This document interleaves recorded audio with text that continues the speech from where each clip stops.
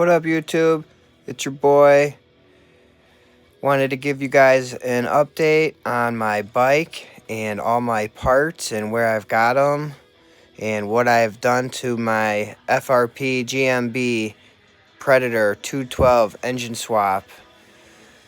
Starting with my front shocks from Go Power Sports support bracket. I love them. Gotta have it. Rides so much smoother and nice and just makes the bike look sick. SUNF tires. I got a 420 chain, 42 tooth sprocket, 10 tooth clutch. This seat cover I got from Amazon. It's from the jmchstore off Amazon. Side exhaust, Go Power Sports, trumpet. Swap it out with the muffler time to time.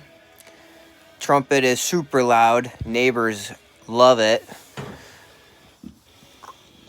I got a GPS valve cover, upgraded valve springs, tail light. I like that. It's got blinkers. That's from FRP as well. The Pro Tappers, just quick throttle. Mikuni carb. The Mikuni carb rocks. Go Power Sports. Mikuni carb. Super easy. Chrome shroud.